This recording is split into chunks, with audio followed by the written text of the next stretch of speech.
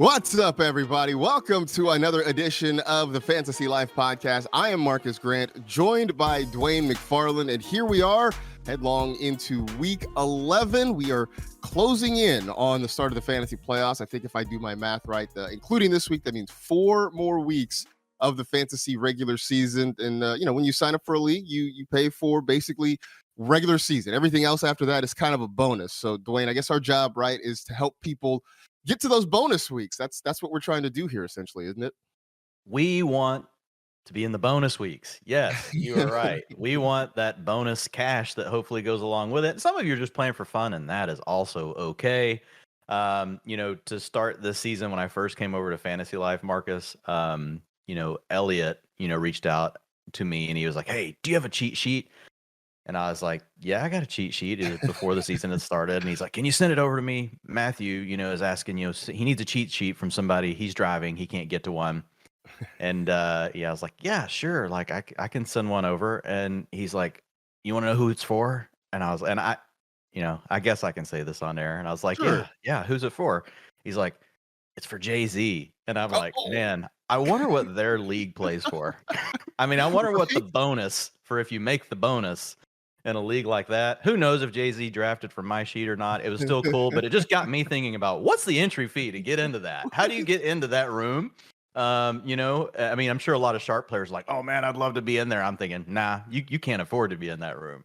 It's folks like us probably can't afford to be in that room, but I do wonder how they draft. Like what is their strategy? Like, are you seeing 3 quarterbacks come off the board in like the first 2 rounds? Like, do they draft like kind of casual fantasy players, or are they drafting like us? I'm guessing I bet it's probably like a normal room. I bet you have some people that are super into it. They've been thinking about it a long time. Then you have other people that are showing up to the draft. They may have thought about it the night before. And then you have some that literally have not thought about it at all. They're asking for a cheat sheet as a favor from a friend. And I'm not saying that was Jay-Z, but the funniest part of the story is, like, my wife thought it was cool. And then my daughter's like, and my daughter, she's 13. She's pretty hip. She didn't know who Jay-Z was. What? So as soon as but my wife goes, "Beyonce's husband," she was like, "What?" Oh. Of course, then it was like, "Oh my gosh, like dad was cool." And, of course, that's all been taken away since by Fantasy Life because, we put weird eyeballs on my face for videos. And then my kids see those and I have no respect. But anyway, Marcus, let's just move forward, That's what, honestly, the best part of that story is that after selling, however many records and making how much money, Sean Carter has been reduced to just being Beyonce's husband. With my daughter, for right? sure. That's the part that sticks with me out of that whole story. All right, we got plenty to talk about, as we always do this time of the week.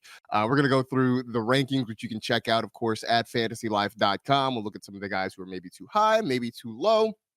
Talk about what you want to do with them in your lineup. Also, we may get into the weather. I mean, I live in Los Angeles, where weather doesn't really exist, only as a concept. But in other parts of the country, it is actually a real thing, and it could be very real in Buffalo with the Bills and the Browns this week. So we may get into what to do, how that affects your lineup, or if it affects your lineup, your decision making at all. But let's start with some of the big injuries that have happened over the last week or two, because there have been plenty of them.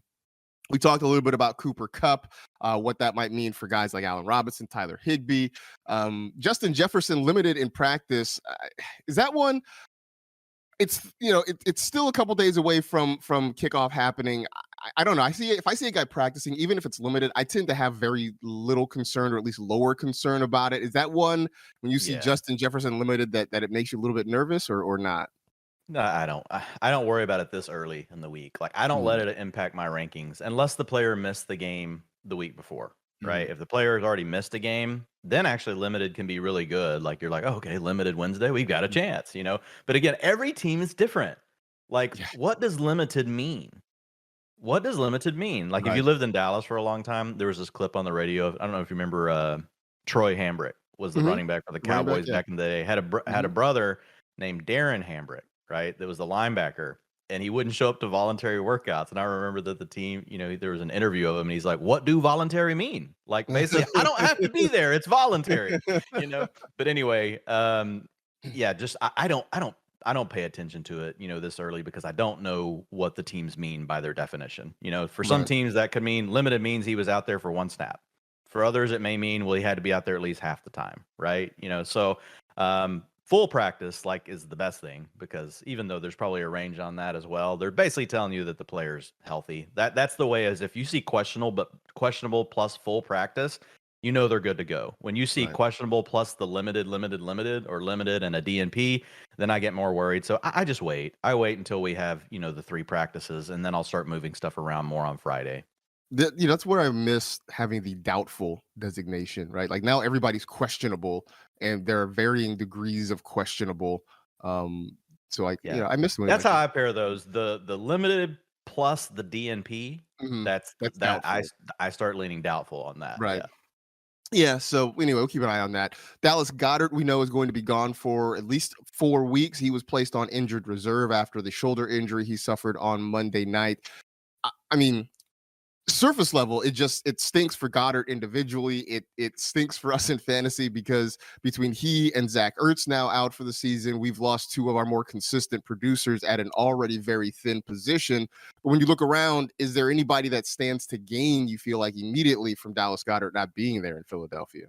Yeah, I've interested in your thoughts here, but I really feel like in a situation like this, it's going to funnel more to the other 2 players that we know are really good. It's going to be AJ Brown, who's already at a 28% target share on the season, so he's already top 10, and then you've got Devonta Smith, who's at a 24% target share. So I think you could feasibly see both of those players with 30% plus target shares over the next several games without Dallas Goddard.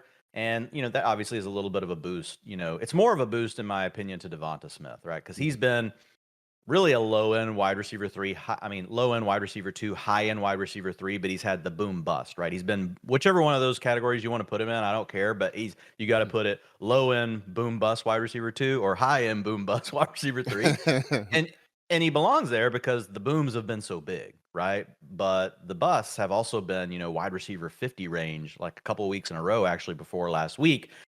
But now I think that gives him a better floor, right? And I think it just gives him the boom is probably still the same, because he's already shown us how high it can go, but just going to get some more consistency out of Devonta Smith. So, I moved him up this week. I've got him at wide receiver 13. There's some other factors we'll talk about here. We've got the freaking wide receivers on bye this week are insane. So anytime you hear some of these things and you're like, man, Dwayne's lost his mind. Devonta Smith is now a top 12 wide receiver. Well, we'll talk about the buys here in a second. There's a lot of names that would normally be on that list, and many of them would be in front of Devonta, but they're not available.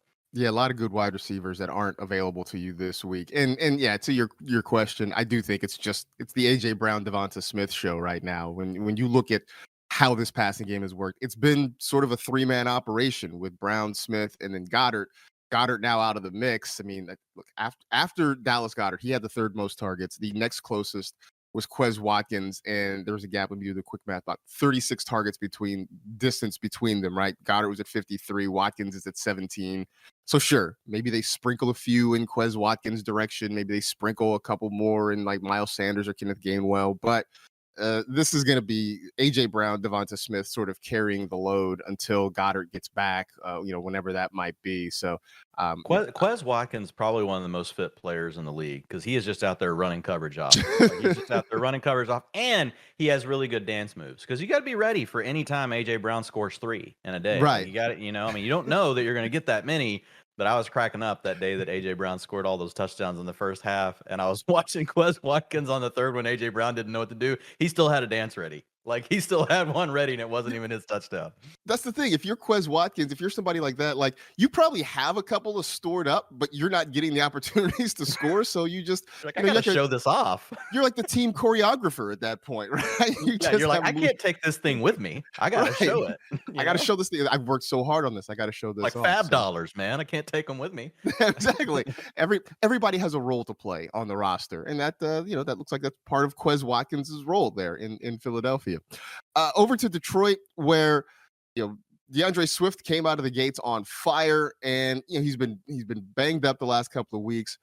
2 weeks ago, he was just coming back, so he had a lesser role. Not really a surprise. Last week, Dan Campbell went on to say that, hey, we want to get Swift the ball. We want him to have a bigger role this week. And he still didn't really see much of the football. So now here we are, this 3rd week back. I'm sort of going into this with a lot of hesitation. I've got Jamal Williams on some rosters, and I'm probably firing him up some spots, but I don't know what to make of that situation because I don't have a clear picture of what to do with DeAndre Swift. The explosion is there, the talent is there. We hope the opportunity is there, but there's so much about this, Dwayne, that's just cloudy that I don't completely know what to do or how to handle it. Yeah, and we've got a pretty long trend going now. The thing for me last week was we had Swift removed. We just got through talking about how these teams handle their injury reports. He was removed from the injury report and he had a full practice on Friday. So now 2 weeks before that, you had DeAndre Swift telling the media he didn't know if he would be right all season, right? And then you had the coaching staff still talking about an injury that could linger all year, and all of a sudden he's off the injury report. So just because players are off the injury report doesn't mean that they're not playing hurt, right? Depends on who the team is. But that data point really did bother me because that was I felt like our hope that, okay, great. If you practice in full, maybe that's what the coaches have been waiting, is that you've got to show us you can practice in full and then we'll play you more. Because he was mad about not getting enough touches the week before. So you had the squeaky wheel narrative, you had the full practice, on Friday narrative, and it just didn't pan out. It was still it was the same utilization that we've seen. Didn't even get to 25% of the rushing attempts. Still did not have the passing down work. Was just sprinkled in. Gets used a little bit more inside the 5, so there's some leverage there on the passing snaps that he's seeing. That gives him a better shot to score a touchdown. In fact, he did that 2 weeks ago and kind of saved his fantasy box score despite the low utilization. But like the challenge is you are always worried. Is this going to be the week where they actually really do let DeAndre Swift be DeAndre Swift, and you're going to be staring at 30 sitting on your bench? So Right. the way I'm treating him, I'm calling him a high-end RB3 with, RB1 upside in any given week that they decide, but I can't tell you when it's going to be. And I think at this point, you've just got to assume that it's going to be more like what it has been. But no, there's a chance, right? There's a chance that the ceiling is really high. And he's given you just enough that you can still start him like in a flex spot, right? Because he's still giving you 8 to 12. And if you know the upside is 30, that's still going to be better than a lot of other options you may be staring at. Like if you're starting 3 wide receivers, 2 running backs, and you need a flex, or if you're just a loaded team and he's your RB2, and you're thinking of it, but you're setting expectations properly. As far as Jamal Williams goes, I think you just have to look at him as a low end to mid range RB2 every week, because even when we had Swift in the first game of the season really get all that work, we still got the touchdowns from Jamal. He's getting the carries inside the 5. The challenge for him is with Hawkinson gone, with Chark, who could come back this week. They've opened his IR window. Maybe we get Jamison Williams in the next couple of weeks, but the offense has just really been depleted down to Amon-Ra St. Brown. And while Amon-Ra, he is the sun god, we love him, it's hard to be a complete offense that can score a lot of points. And then that hurts Jamal Williams because his role is really his value comes from inside the 5. So if you can't get down inside the 5 on enough of your drives, his chance, he's not the guy that's going to break off a 50-yard touchdown run, right? He's got to get in close and let that power be, the deciding factor. So I still put him at that low end RB2. I used to have him as more of a mid-range RB2 because the offense was better. So I think for the most part though, and with Jamal Williams, you're starting him, as an RB2 or most likely a flex. If you've got 2 really good RBs, yeah, he can stay on the bench. Right. Yeah, no, I think that's fair. And I think part of the reason I kind of kept going to him was what you mentioned, that touchdown upside, because they have been using him so consistently near the goal line. It hasn't been good in Denver pretty much all year offensively, and now they're down a couple of receivers. Jerry Jeudy left the game, I think, after 1 play last week with an ankle injury. KJ Hamler's got a hamstring injury that the Broncos are saying is going to keep him out for multiple weeks. So that pretty much leaves us with Cortland Sutton at the wide receiver spot. The matchup is really good this week. They've got the Raiders, so there's reason for hope if you're starting a Denver player. But is there anybody else there? I mean, look, they lost Tim Patrick for the year before the season even started. I mean, is there really anybody else there that we can lean on in Denver right now? Yeah, I think it's really just Sutton and Dulcich. I think that's what it's going to condense to. And we never want injuries for fantasy players, for players, period. But from a fantasy standpoint, this is kind of what you need. You need an offense like this that's not really honestly, this is almost every offense in the league this year, because we're just not getting the 350, 400-yard passing days anymore. 275 is really good. And you can see what that's doing. That's got Geno Smith as a top 8 quarterback. I mean, Geno's basically 250 to 275 every week, throws 2 touchdown passes.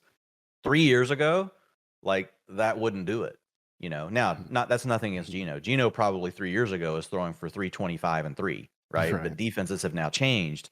And so looking at it that way, what I'm seeing is a lot of these teams, when you just really have two weapons that you're having to deal with, it's just a lot easier to get fantasy production out of it. So I think with it being Sutton and Dulcich, you've got KJ Hamler out for sure. They're calling Jerry Jeudy day to day. And we've talked about this in the past. Anytime a player just immediately leaves a game with an injury, and it's pretty much like you get the report on the sideline within like 5 minutes, not returning. Right. That's what it was last week. On a cart, not returning.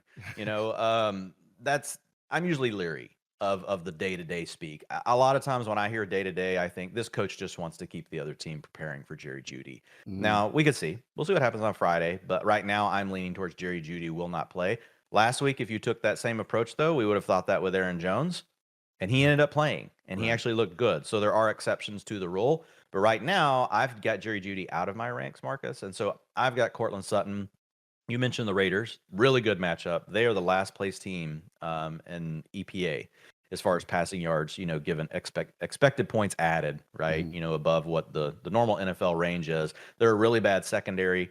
Cortland Sutton is not someone I don't think we look at him as like an alpha receiver, but he's definitely a good receiver, and he's flashed in the past. Like when you've given him moments to stand alone and not have a lot of target competition around him, he has shown an ability to step up. And in fact, this last week, you saw a 28% target share. So I've got Cortland Sutton. Again, we've got a lot of bye weeks here, but I've got him inside my top 12 wide receivers, and we have not had him there in a long time. Like he's been basically unstartable for 3 games. So I think he's a good one to call out because a lot of people are going to be afraid to click on Cortland Sutton in their lineup. And as long as Judy's out, I think you can really, and whether or not you agree with having him as high as I do, I think a lot of people will see when you hear the names that are out, but he's still startable no matter what. Even if you want to call him a wide receiver 2, he still profiles on a normal week. That's what he would be, is a low end wide receiver 2. On this week, he's a high end wide receiver 2.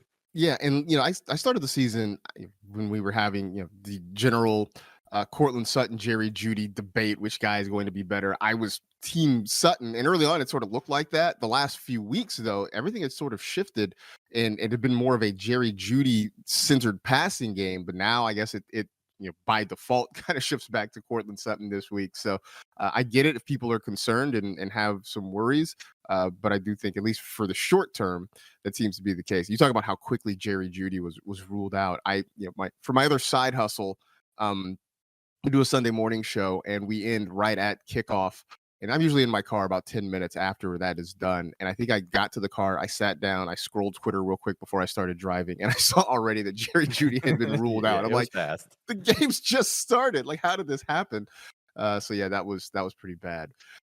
Let's talk though about these buys, because the teams that are off this week, the Jaguars, the Dolphins, the Seahawks, the Bucks. So that means no Christian Kirk. That means no Tyreek Hill or Jalen Waddle. That means no Mike Evans or Chris Godwin. That means no DK Metcalf or Tyler Lockett. I mean, you're talking about 7 guys here that are all hovering around either in or just right outside of the top 24. I know we talked waiver wire earlier in the week. This does feel like a week, though, where you really had to be active on the waiver wire, because chances are it's hard to imagine that if you play in multiple leagues, you weren't impacted, or you're not going to be impacted by what happened this week. I guess the good news, though, Dwayne, I guess if there's a position where we can be shorthanded, it's wide receiver, because I guess is it still the deepest position in fantasy football right now? Yeah, it's still the deepest. It just depends on how big your league is, right? Whether you can find something that's streamable. But there are a lot of options that are out there. We'll talk about one specifically later that's still sitting out there way too much. Good job, everybody. Christian Watson. I checked this morning. Rostership up to 69%. That should be 100. I would have Christian Watson on my team in an 8-team league. He just should be on every roster. But there are some other names that I'll just throw out real quickly here, Marcus, like Nico Collins. He was back last week, had a 26%, might have been 28% target share. Either way, a really good day. And he's not great, but he's going to be like a 20% guy. In any given week, he could be the one over Brandon Cooks. Donovan Peoples-Jones, we'll have to keep an eye on, the weather and think through that. But he's a guy that's also been getting some decent target shares here the last few weeks.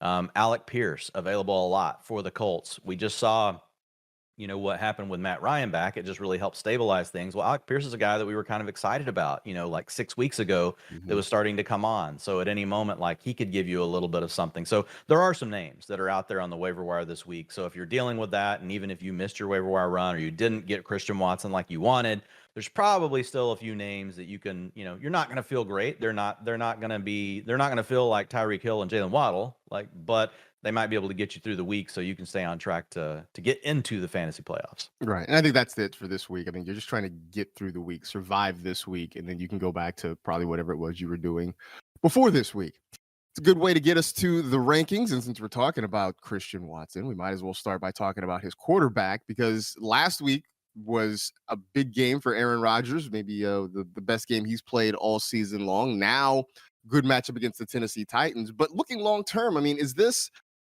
the start of something good with Aaron Rodgers? Have they finally kind of gotten on the same page with this passing game? And now we can look, I don't think he's going to be the Aaron Rodgers that was winning MVPs in back-to-back years, but is he going to be back to being a startable, usable fantasy quarterback?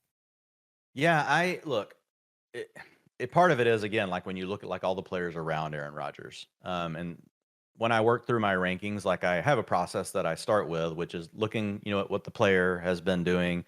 Then you're looking at what does Vegas say about the game. Then you're looking at the matchup, and the matchup is the least valuable piece, to me. The most important thing is how's the player doing, and then what are the expectations around the game? Because a lot of the matchups and all that other stuff is all baked into the number that Vegas gives, right? So it's kind of a cheat code in a way. But with Aaron Rodgers, like I start looking at the list, and I mean, a lot of people have Daniel Jones above him. I'm not doing that. I'm not putting Daniel Jones above Aaron Rodgers because Aaron Rodgers has 350-yard, 3-4 touchdown upside. Daniel Jones is a nice player. If you need to use him on a bye week, I think he's a streamer. Like I would call Daniel Jones a bye week streamer, but I know what the ceiling is for Aaron Rodgers. And we talked about this a little bit in the last pod, but he has that ability to extend plays, not just manipulate the pocket, but extend plays. You'll see a lot of these really good quarterbacks that are surviving right now and doing well.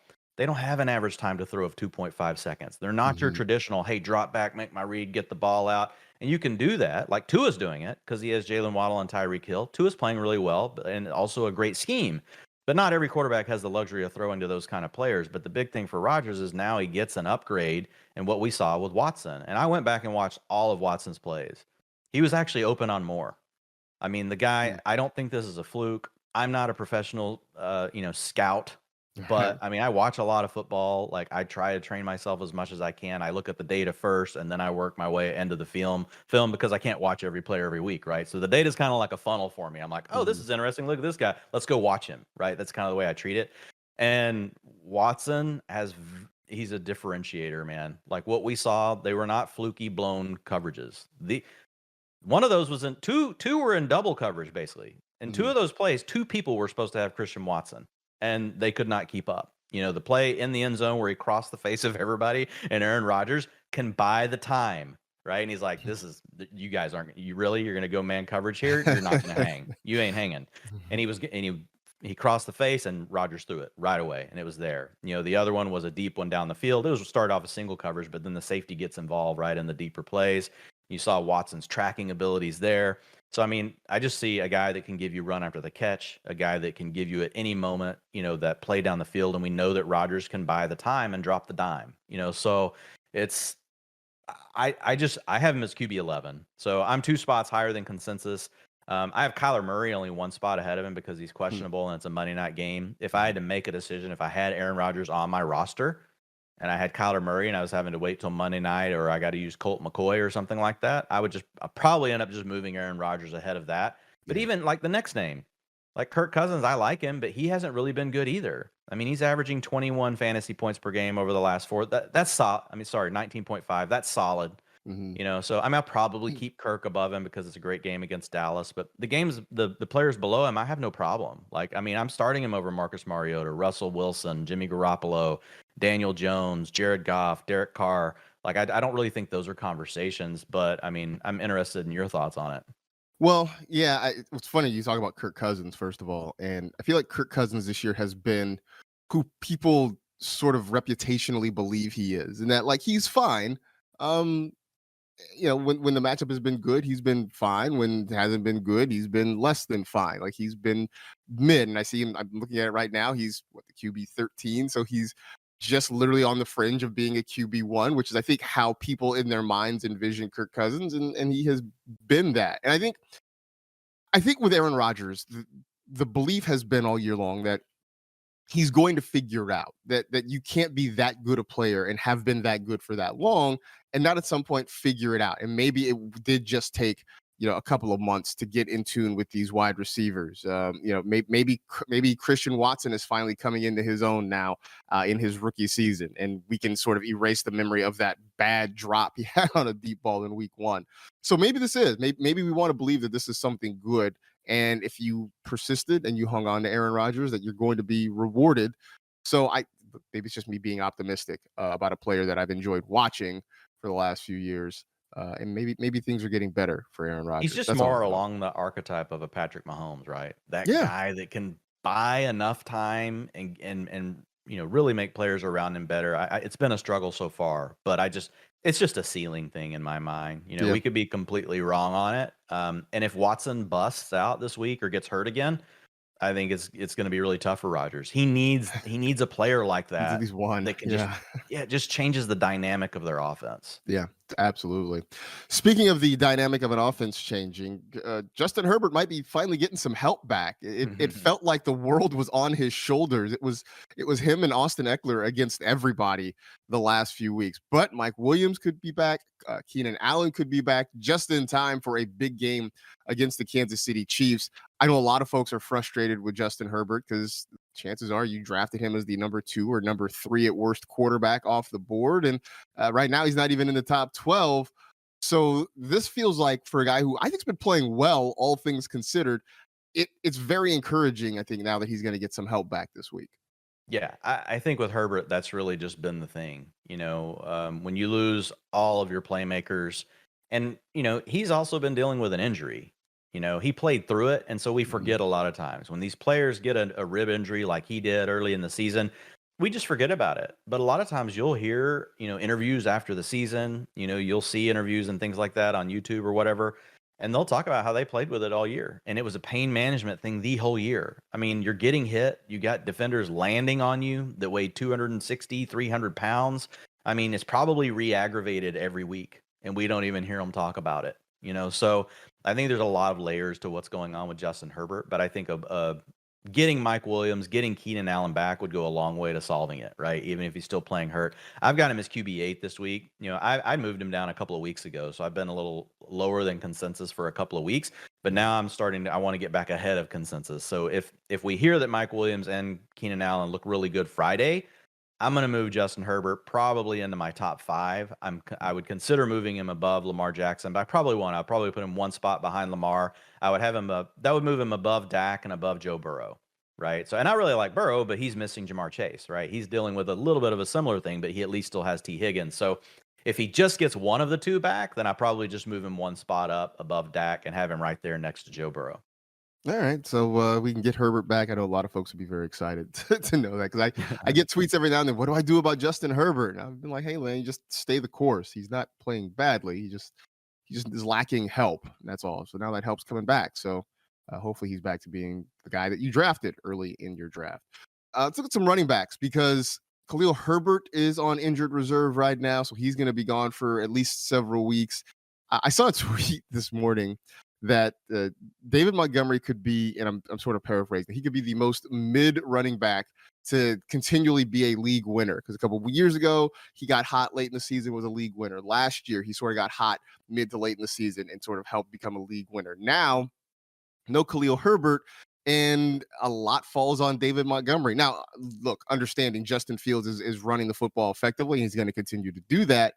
But, I'm a David Montgomery fan. I know people don't love him the way I love him, but he just seems to kind of hang around, and he's a good running back. He's not special. He's not spectacular, but Dwayne, I think he's a good running back, and now he's a good running back who's going to get more opportunity because he doesn't really have any competition there.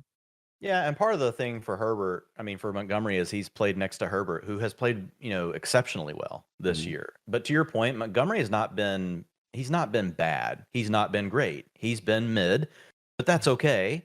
He's an NFL running back. He has he's a starting caliber player. The biggest thing for Montgomery is just stop running east and west. Like he's done this his whole career.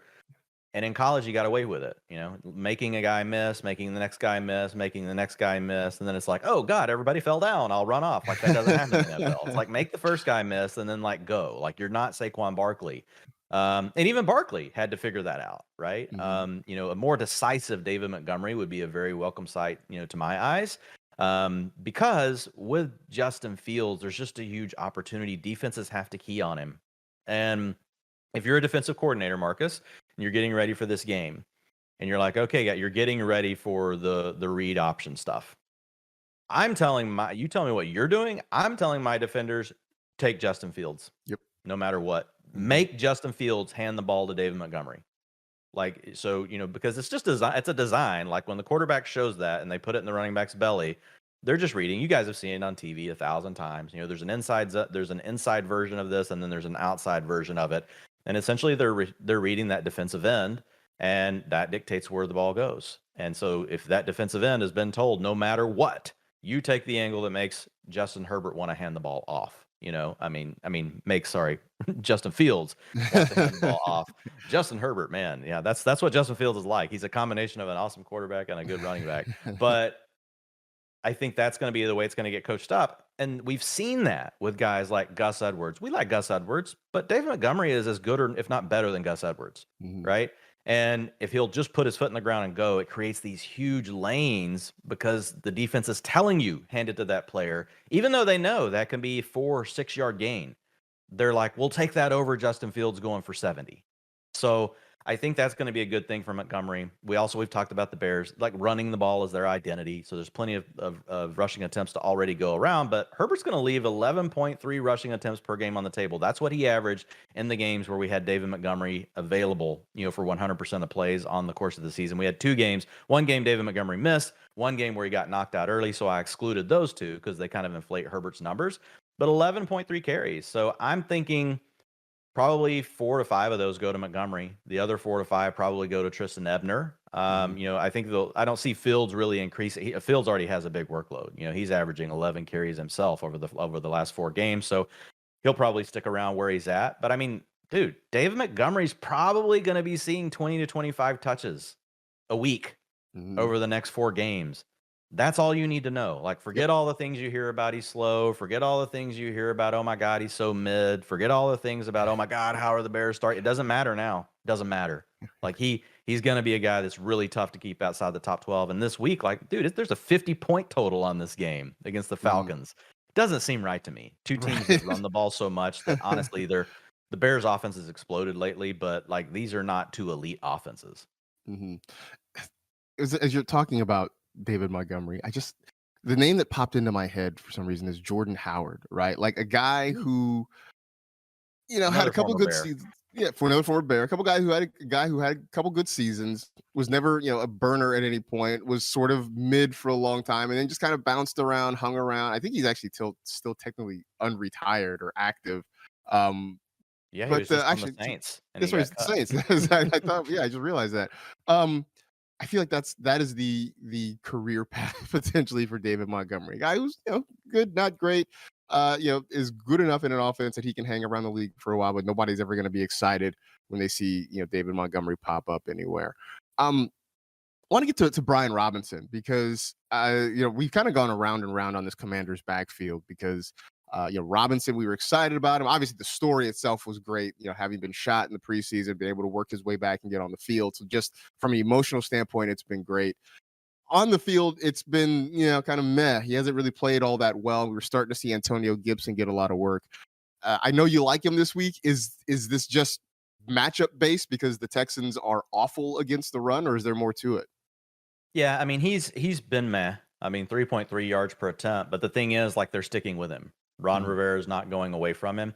I still love Antonio Gibson. I haven't changed any of my thoughts on him. In fact, I have Gibson still ranked ahead of Robinson. Gibson, again, last weekend, got all the passing down work. Like, his profile looks like what we thought we were going to get with DeAndre Swift, like as far as his utilization. And when you watch Gibson, I know it was about Robinson, but when you watch him, like even in the game Monday night, There were 2 or 3 times, once on a kickoff, once on a reception, and once on a run that I saw that I'm like, man, that's a really sweet move he just made to make the first defender miss that a lot of guys in the league can't make. Like when you watch Antonio Gibson, it's still maddening.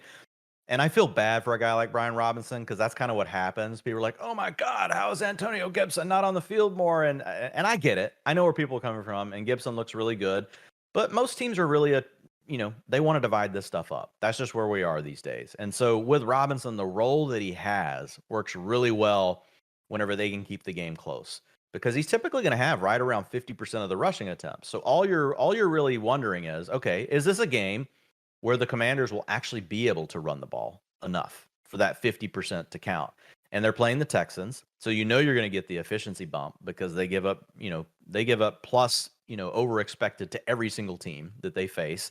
And so this is the one chance where maybe you do see Brian Robinson at a 4.5 yards per carry. And you saw what can happen. Like they surprised the Eagles on Monday Night Football. They kept that game close. How many carries do you think Brian Robinson had in that game? I don't know. 26. Wow. I was even surprised. I thought it would be like 18, 20. He had 26 carries for 86 yards and a touchdown. So I think this is the right kind of game script. Mainly, I don't see the Texans blowing out the Commanders, right? I see this as being close or the Commanders leading the game. And that alone, with the role we know Robinson has, I move him into that low-end RB2 conversation for this week. So I mean, I'm quite a bit ahead of consensus. I'm +5 versus what's up over at Fantasy Pros right now. So I think that if you have Brian Robinson, like this is the week to start him. Like you don't get to start him every week. He's not a guy that you just plug in every week. You really do kind of have to read the tea leaves on him. And I think this is a good week. All right, so Brian Robinson is back in our lives at least for this week. Just keep picking on the Texans, man. I mean, like, look, there are some things where it's like at some point we don't have to think about it so much, and picking on the Texans is kind of one of those things. Maybe not so much though with the passing game because they've been awful against the run. They've been decent against opposing passing games, but Terry McLaurin playing well. I know that all of us in the fantasy community are voting that Taylor Heinicke keeps that job just because look, we're not starting either Washington quarterback. So why not play the guy that's going to give our wide receivers the best opportunity? That looks like Taylor Heinicke, fresh off crushing Busch Lights on an airplane back home. But as long as Heinicke's there, we're good with Terry McLaurin, right? We can still start Scary Terry every single week. Yeah, and I think no matter what, we're starting Scary Terry, even if we get Wentz back. But like the chemistry that has been there between Heinicke and McLaurin is very clear.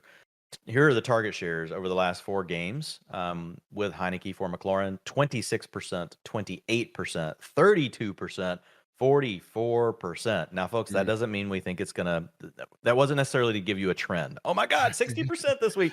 It's just like he's an alpha right now. Like he's probably going to get around, I would say, 28. He's probably going to get 30-ish%, right, of the targets each week.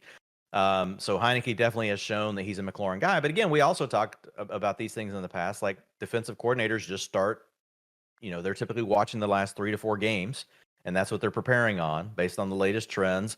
And so early on, it was really more Curtis Samuel.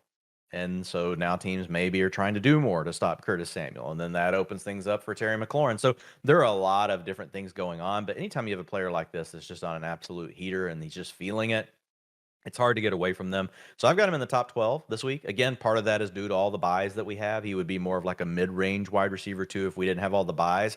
But considering where we had Terry as recently as, 5 weeks ago, which was, man, can we keep him in the wide receiver 3 conversation anymore? Like we knew it was always possible because of the talent. And that's why you never give up on talent, is because things can turn around very quickly like this. And McLaurin is one of the better receivers in the league. Like he's a great route runner.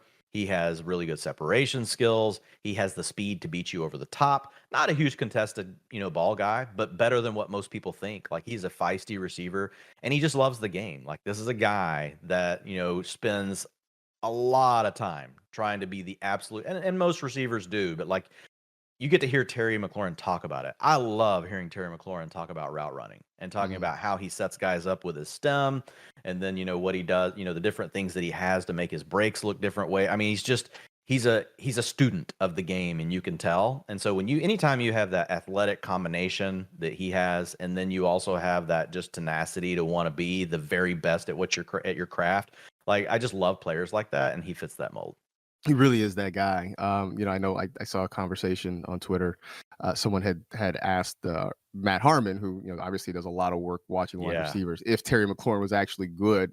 And Matt responded with, like, this is one of those sort of Rorschach test moments where are you watching it, or are you just looking at the numbers? Because to watch Terry McLaurin is to know that he is one of the top 10 to 12 wide receivers in the NFL. And I think we just needed the quarterback to kind of help sort of unlock him and get that production up. And at least for the moment, we seem to have found that. If you're a young, fantasy player and you play football, and like maybe you're a receiver, like, and you came to me and you're like, hey man, give me 3 names to watch in the NFL, like at receiver, like Terry McLaurin would be on the list of the 3. Yeah. Like, I would tell you to go watch. Like, he might be the number 1, like, just as far as like being that true technician and the love of, just getting everything right. Like, he's elite in that way. Yeah, absolutely. So it's nice to see him actually have the production to go along with it, so people can stop questioning, at least for a little bit there. We know how good Deebo Samuel is. This week, on paper, a good matchup against the Arizona Cardinals. You're lower than consensus on Deebo. You're also lower on Brandon Ayuk. Is it just a case of there's just too many mouths to feed, and maybe a quarterback in Jimmy Garoppolo who can't serve up enough to keep everybody happy there, or is there more to it? So this is one of those, like, and I like both players, but yeah, there's too many mouths to feed. But when I did my ranks yesterday, I pondered this one, once I was done and had everything where I wanted it. I pondered it for like 10 minutes because I was like, I don't like it. I do not like having Brandon Ayuk even where I have him. His profile's not changed. He's been the hot receiver. He's been the hot hand over the last few weeks, but it doesn't change the fact that Deebo Samuel's still awesome. It doesn't change the fact that George Kittle is still awesome. It doesn't change the fact that Christian McCaffrey is now another mouth to feed in the passing game. And so I feel like because of all the buys, there wasn't much I could do. Like, I had to keep them ranked here. But one of these 2 players is going to bust this weekend.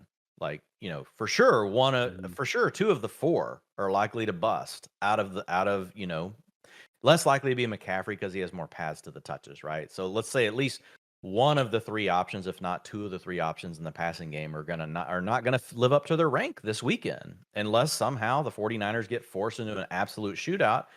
And even then, we don't know that Kyle Shanahan's going to give up on the run, because last week, even with the game, trailing 58% of the plays by 4+ points, like, he still ran the ball a ton. He he ran the ball like more than he passed the ball in a game like that. So there's just a lot of challenges here. Really good players, and they are what they are this week. It's hard to move them lower, but it just scares me because I'm like, I think of these guys all really now as boom bust nature, and I hate ranking anyone inside my top 15 that's boom bust, but it was unavoidable this week just because of all the guys we talked about on bye. Yeah, so many guys on bye. I do think, look, somebody asked me who I think is going to score more. Will it be Rondale Moore or Deebo? And I'm like, I just can't. See, I can't say Rondale. I can't say Rondale on principle, just because I know what Deebo can do. Exactly. But you're right. Just because there's so many places for Jimmy Garoppolo to go with the football, it could sort of be Rondale, but not because Deebo is bad, just because other guys are getting some shine, particularly. We talked about the number of guys that are on bye, especially at the wide receiver position. Paris Campbell has come back to life, and we talked about him earlier, but still available in 69% of leagues. Crazy. I mean, I feel like this is just because the Sam Ehlinger hangover, right, has not cleared yet. Is that what this is? If people haven't jumped back into Paris Campbell? Yeah, that's all it is. We don't have to spend a lot of time here, folks. If you want to hear all about Paris Campbell, go back and listen to the last episode. We do the utilization stuff, and we break it all down. But in a nutshell, 29 targets in the last 3 games, 20.8 fantasy points per game with Matt Ryan. So you had Matt Ryan, then you had, to your point, 2 Sam Ehlinger games. It really depressed his value. It's just a talented player that's always been hurt. Was great at Ohio State, played with a lot of other good receivers, but now he's getting his chance and he's hot. So, I mean, to me, like, he was right behind Christian Watson for me. Watson was very clearly the number 1 ad, but like Paris Campbell, last night I had a ton of waiver wire runs. Everywhere I couldn't get Christian Watson, I made sure that if Paris Campbell was there, like, I honestly put almost the same amount of, fab money on him. And I play in really deep leagues. Like, so, I mean, it wasn't a deal where I could just go 25%. Like, I wanted to make sure I got one of the 2. So yeah, love Paris Campbell. I'm 15 spots. That's abnormal. Wow. Not over Wow. overall at wide receiver. Hmm. I'm 15 spots ahead of consensus. He's 38 on Fantasy Pros right now. I have him 23rd. Wow.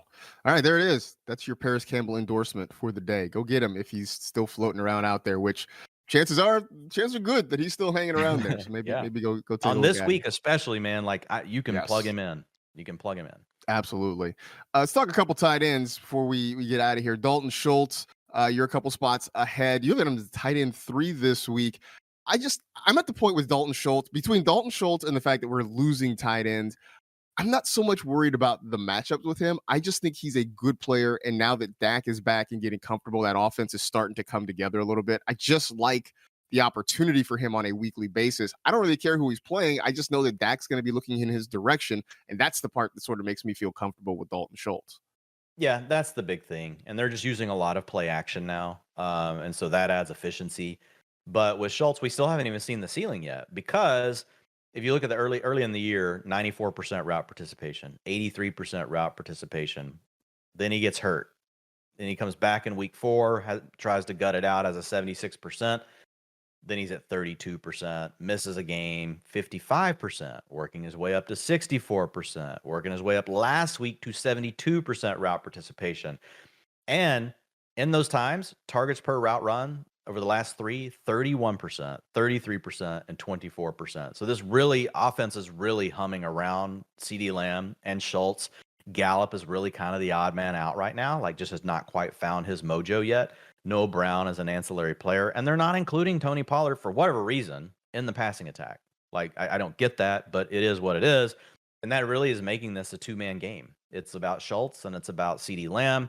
And once we see an 85% route participation out of Dalton Schultz, if he keeps up, over the course of the season, he's got a 21% targets per route run overall. I mean, that's a top 5 tight end historically. Like, he's just going to be a top 5 tight end. So I feel really good about him. He's another guy that I've been trying to stay ahead of on the last couple of weeks, just because I've kind of seen this trend coming up, and I feel like, week 10, he got the bye week, in week 9 this is the healthiest he's been. And so he's going to be another week healthier. I don't know, Marcus, like, because of the injuries and other things that are going on, like, I think Dalton Schultz, he's probably a top 3, top 4 at worst tight end the rest of the way. Not No. just for this week. Yeah, no, I agree. Just because, that sort of got me to the next point, right? Like, unless you have Travis Kelce or Mark Andrews, or I guess now Dalton Schultz, you are probably streaming for the rest of the year, at least for the next month, until maybe Goddard comes back. But, if we're looking at, I know we talked previously about a guy like Juwan Johnson. I don't know what Cade Otton's value is going to be if Cameron Brate is coming back for Tampa Bay after their bye. But anybody else out there on the streaming radar if you're hunting at tight end? Yeah, I think it's Foster Moreau, because we know Waller's on IR. So you can get a few weeks out of him. He's not going to be great. Like, he's like more of like a, his target rate or targets per route run is more like a 13 to 16% kind of guy. But with the Raiders, you don't have Hunter Renfrow right now. That we already talked about Waller obviously being out. That's what opens the door for Moreau.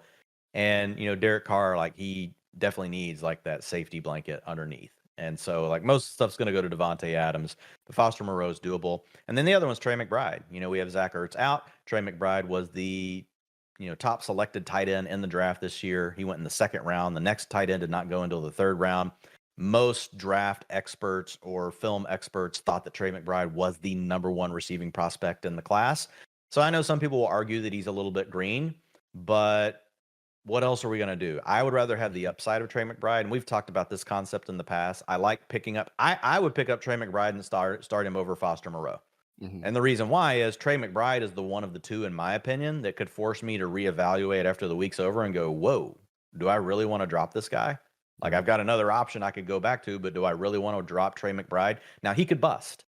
He could give you nothing. But last week, when we saw Zach Ertz leave, he had a 76% route participation. So he was almost to the 80%. I would anticipate him being at 80% this week. They don't really have other options. They'll probably bring Max Williams up from the practice squad. But Steven Alexander, there's not a lot there. So I think that Trey McBride is going to be on the field in most passing situations. So I'm excited about him. Well, I think if you want to be optimistic about it, you can sort of look, you don't have to look that far back, right? Greg Dulcich, another rookie who comes off of Exactly. injured reserve and immediately walks into a large role there in Denver. So I think that's sort of the optimistic take on Trey McBride, is that he can have a Greg Dulcich like outlook in this Arizona offense. Before we go, one of the stories floating around in the NFL atmosphere the last couple of days has been what could happen in Buffalo. And I'm not talking about, between the two teams, between the Browns and the Bills. Mhm. Talking about on the field physically, that there is snow headed to that part of the country in a major way. I saw at one point the report was that the potential for up to 6 feet of snow. And as a native Californian, my brain can't wrap around that. I look, I sit here, I'm 6'1", right? And the idea of snow piling up to like pretty much, the top of my forehead, it makes my brain itch. So I don't know what that means. But uh, whenever we have a big potential snow game like this, I get the questions. I'm sure you get the questions with people saying, what should I do about this player or that player? I've gotten the, should I pivot away from Josh Allen because of the weather? Should I pivot away from, Nick Chubb? Should I worried about this player or that? When we see games like this and we see big time weather games late in the season, do you have a particular rule of thumb that you go to, that you advise people about how to handle their lineups in these situations? Yeah, I mean, the biggest thing is, you don't want games with a lot of wind. And so we're too early in the week to really understand what that's going to look like. So while it's good to be prepared, while it's good to think through what would be your backup options if you need, because if they say it's going to be snowing that much and it's going to be 25-mile-an-hour winds, you want to get away from this game if you can. Now, getting away from a player like Josh Allen, that's going to be really tough. Mm-hmm. Running game, I worry about a little bit less. And typically, like in situations like, so think back to 2014, somewhere around there. Do you remember the LaShawn McCoy Oh game? yeah. That was a big snow game. So these players can still come through in a big way. So I wouldn't worry as much about Nick Chubb, wouldn't worry as much about, any of the running backs in the game. The passing attack is what we really got to keep an eye on.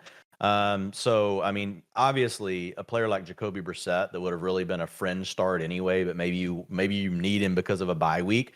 I would look elsewhere and I would just go ahead and do it now. But making a call on a player like Amari Cooper, we're gonna have to wait. I mean, if it's gonna be 15-mile-an-hour winds and the snow happened all the night before, don't care. Like we're starting Amari Cooper. Oh, great, there's snow everywhere. It's not gonna impact the game. Snow on the ground, not windy, still not as worried about Amari Cooper. Often like these situations can lead to big plays too, because the offensive player knows where they're going. And so they have an advantage. Could they slip on a play? Yes. But think about a defender. It's, it's twice as hard for them, because even on a normal play, they're having to anticipate, where is the player I'm covering? Where is the running back cutting, right, that I'm trying to tackle? And I'm immediately in a reactionary mode. And so if I'm out of position, if my balance is off, like I'm already at a disadvantage. Well, now add snow to that, add a slippery surface to that. And so even though Nick Chubb may not, have may not be able to cut quite like what he normally can, the advantage that he has over the defender that's trying to figure the same thing out, like there's just a bigger chance that, somebody just falls down completely. And even though Chubb isn't, doesn't have the same cut he normally has, it's like, oh, okay, bye, gone. Right. And we saw that, with LaShawn McCoy several years ago. I actually have a personal story like this. So in 2008, I was with a buddy in Las Vegas. We were playing in a big national, like season-long championship. It's one that's not around anymore. It was called the FFOC, Fantasy Football Open Championship. And the top 15 players got to go to Vegas. First place was $1 million. This was like before DFS got really big. There weren't people winning millions and millions of dollars playing DFS.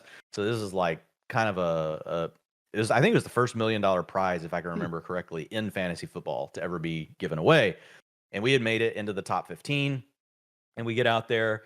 We're hanging out with everybody. Jerry Rice is there. We get to hang out with Jerry Rice, meet all these other, players that have made it this far and having a good time. We're hanging out, playing cards and stuff. Wake up Sunday morning. We knew there was potentially some weather, but we have this exact kind of situation. And we've got Kurt Warner and we've got Larry Fitzgerald on our team. And this was also a super flex league. So it was ahead of its time, like $1 million prize pool, super flex. And we had Donovan McNabb, But then we also had Sean Hill, who at the time, if a lot of people probably remember Sean Hill, he was playing for the Detroit Lions at the time. He played for the 49ers briefly, but I want to say at this time he was playing for the Lions. And so we pivoted off of Kurt Warner and we pivoted off of Larry Fitzgerald. And we were just like, man, the snow's too much. We didn't have the research that we have now. Because believe me, I got up and I researched it. We had already been looking at it all. We didn't have the kind of information we have now.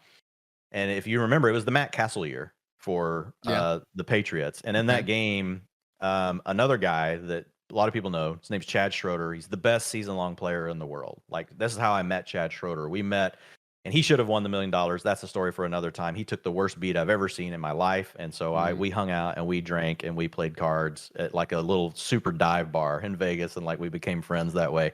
But in this game, like it cost me $30K benching the players that I benched. And they didn't even go off. But they still played good enough. Larry Fitzgerald had like an 80-yard touchdown because of the exact thing we're talking about. And I remember watching it because they put us all in this big room and they're filming the whole thing. So every play, like that's what they want to do is catch the emotions on your face with like every play moving you up 4 spots in a rank, down. So if you play DFS, you know what that looks like.